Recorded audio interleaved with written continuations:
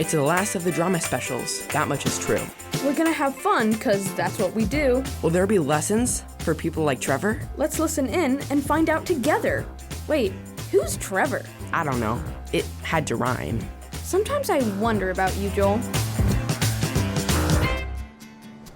Are you ready for the last drama show of the season, Destin? I think so. I can't believe how fast this whole month is gone.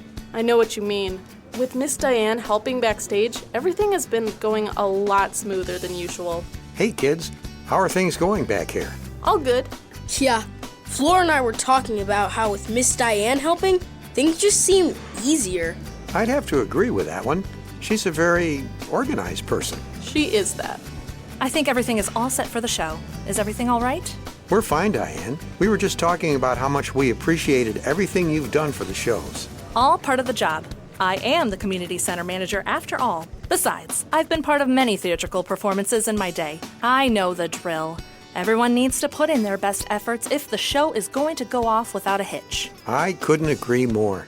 Speaking of which, it's a little after 8 o'clock, Lionel. Shouldn't you be starting the show? You're right. I'll be right out there. Great. I'll let Sam know. She is organized. I'd better go get things started before I get in trouble. All right, good luck. Ladies and gentlemen, welcome to the last of this summer's drama shows. Thanks to your generous support, we have raised over $3,000 for dozens of missionaries around the world and their communities. We couldn't have done it without you. And now, please sit back and enjoy our show.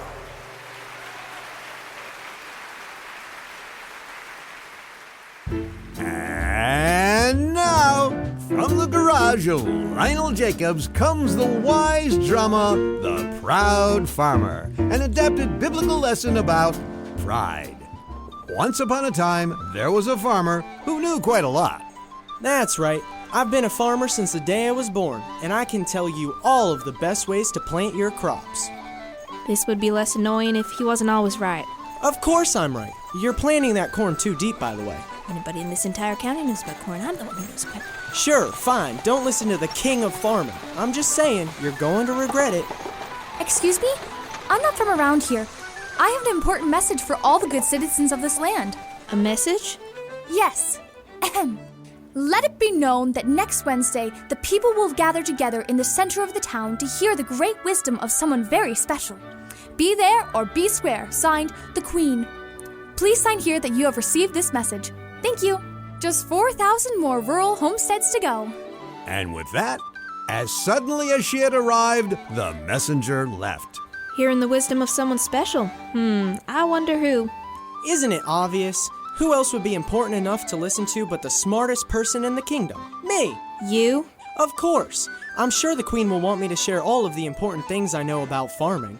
After all, her realm is dependent on agriculture. And so, the farmer set about getting a speech ready. Therefore, for those who obviously aren't smart enough to know the difference between a beefsteak and a cherry tomato seed, there are 5 ways to tell. As is common with most Wednesdays, the day of the great speech from the very special person soon came. People from all over arrived and took their places around the specially prepared podium.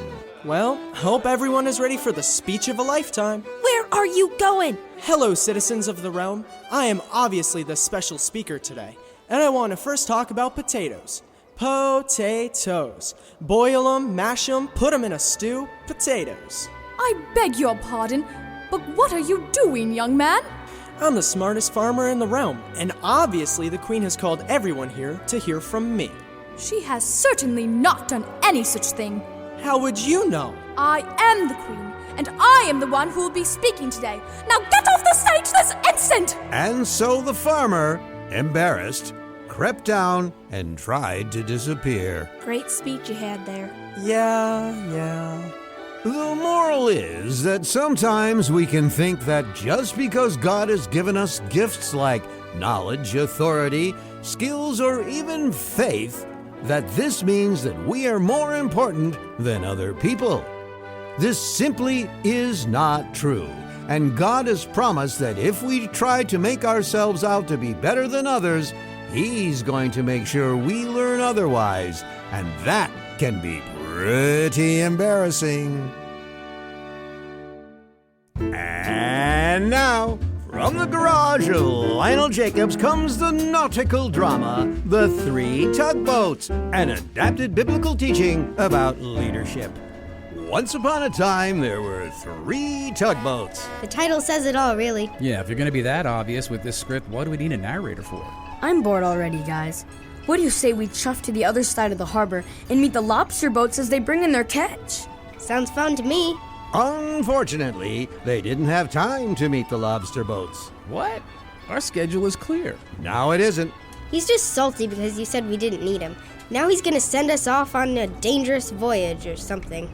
As it so happens, these 3 tugboats were needed in Port City right away, and the only way there was through the narrow strait. Not the narrow strait.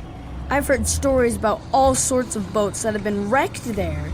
Fortunately for these 3 tugboats, the narrow strait had a giant lighthouse that guided the way. If a boat kept sailing toward the light, they would reach the other end safely. That doesn't sound so bad, I guess. The thing is, the narrow straits were so narrow that boats would have to go through one after the other. Yeah, we get it. The narrow strait is a narrow strait. Shh, don't make him mad. As they headed out on their trip, the sky grew dark, and the thickest fog you could imagine rolled in from the sea, making it very hard to navigate. Now you've done it. The tugboats lined up in single file and started their perilous trip. Why do I have to be in the front? This is terrible. Remember what the narrator said? Just follow the lighthouse. But I can't see the lighthouse from back here. The fog is too thick. I can. Just follow my lights. And I'll follow her lights. We've got this. The 3 tugboats slowly made their way through the fog, each one following the other, and the one in front following the light from the lighthouse. The light from the lighthouse, huh? This is not the right time to antagonize him. Every so often, the fog would be so thick that the lead tugboat would lose sight of the lighthouse. Where is it? I see it. Just go a little to your left. That's it. Good. Oh, I see it again. Thanks, buddy. And so it went until finally all 3 tugboats made it safely to Port City's port. Don't say anything. What? I was just going to say that I'm glad I went through that with you guys. There were a couple times I couldn't see the lighthouse, and I would have been in deep trouble if you weren't there. We're thankful for you leading the way. Yeah, thanks. The moral is that God has given us people to follow, like parents, teachers, pastors, and even older siblings sometimes. As leaders, it's their job to show you the way as they follow God's instructions and those who God put in leadership ahead of them. These leaders aren't always perfect, and that's why it's important to pray for them and to let them know when they might be losing sight of the way they should go. Because when it comes to following God, all of us need a little help, even leaders. And now, from the garage of Lionel Jacobs comes the adorable drama, The Mighty Storm, an adapted biblical teaching about worry. Once upon a time, in the big woods, there was a little hedgehog named Buttercup who lived with her friends on a rocky hill next to a clearing. Hello, I'm very glad to meet you, but I'm on the lookout for storm clouds. You haven't seen any, have you? Every morning, Buttercup would climb to the top of a log in the clearing and gaze up at the sky. You never can tell when the next big storm will come and bring devastation to the forest. Buttercup, won't you come to play? Not now. I'm too worried about the storms. Buttercup's friends looked at the sky, which, though there were some clouds here and there, didn't seem to indicate a coming storm. Buttercup, there is no storm. What are you talking about? You never know. There could be a storm coming, and it might just destroy anything in its path. You've been standing in the sun too long, Buttercup. Come on, my dad's making a picnic for us. A picnic? In the middle of a storm? Are you nuts? Not as nuts as some hedgehogs I could mention. Are you coming to the picnic? I wouldn't miss it. And with that, her friends went off to have a great day. Buttercup sat and worried about the possibilities of storms for the rest of the day, and though she wanted to sleep that night, she kept peeking out her window to see if a storm had indeed arrived.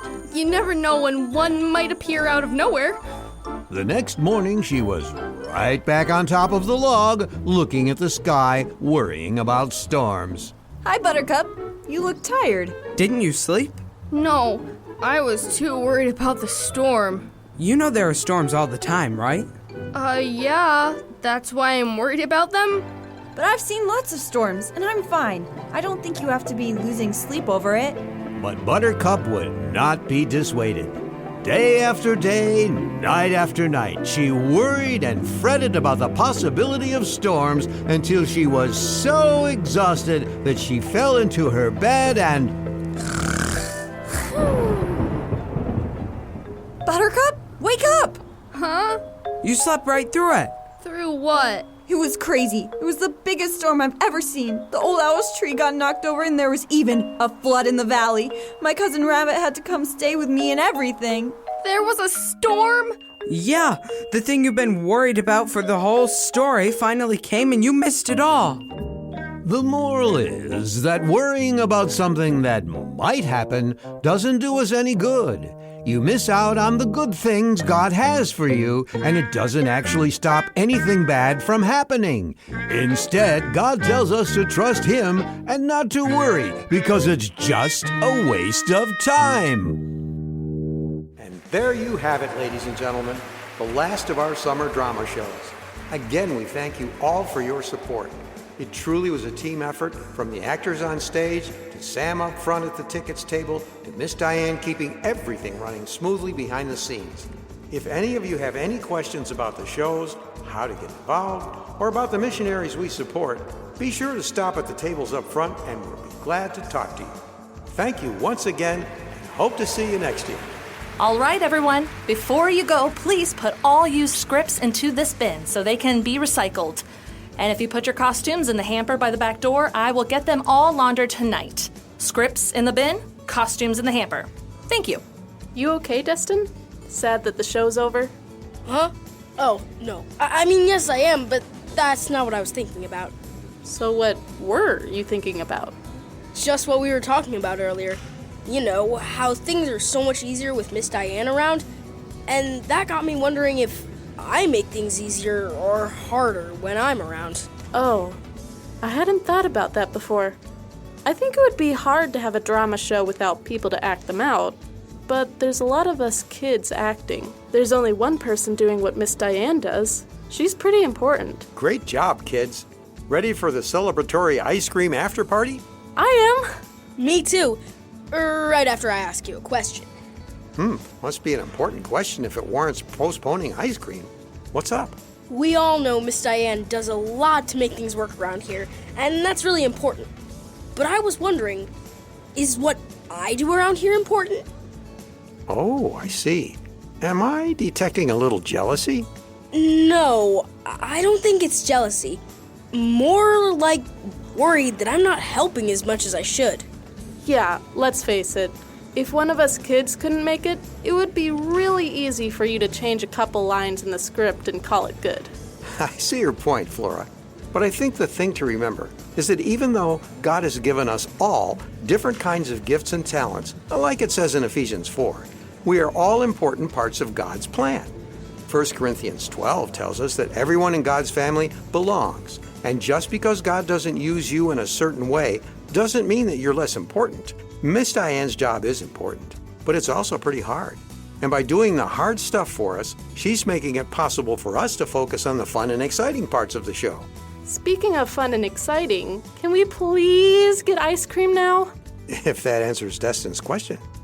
Good enough for now. Let's go. All right. Anyone back here? I guess they're all heading out for ice cream. I'd better join them. Oh, but first, I'd better turn off the radio.